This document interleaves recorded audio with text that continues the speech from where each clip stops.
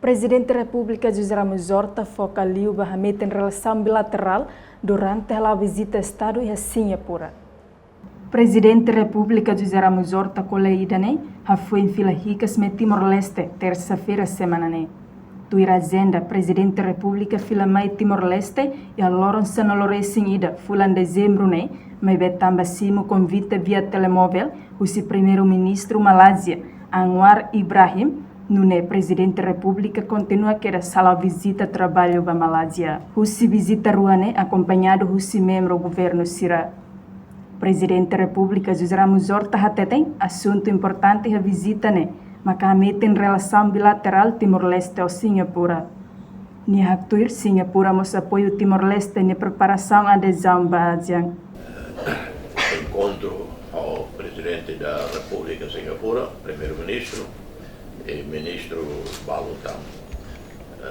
Tema importante liu na agenda, mas relação bilateral Timor-Leste e Singapura, mas atualmente a liutão, relação com investimentos, relação comercial, ligação aérea e apoio singapurano para Timor, adesão, preparação, adesão para a ASEAN. Singapura saída no documento e plano onde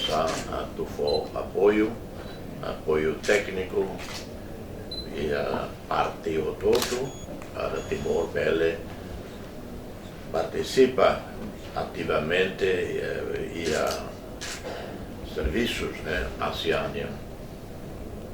Encontro com o Presidente da República e o Primeiro-Ministro de Singapura, dia anterior, lá há dúvidas Roma quando nessa oportunidade que timing, do país da logo, mas que Timor tama, agora liu o Ministério dos Negócios Estrangeiros, o grupo de trabalho italiano lidera processo técnico da ASEAN, mas que se serviço mútuo com o Secretariado ASEAN e cada país membro timing vai ir a los. Entretanto, durante a visita chefe Estado José Ramos Horta à Malásia, colhemos com a relação bilateral. Reportagem Selfiana Cat Domingues Samaral, Televisão Timor-Post.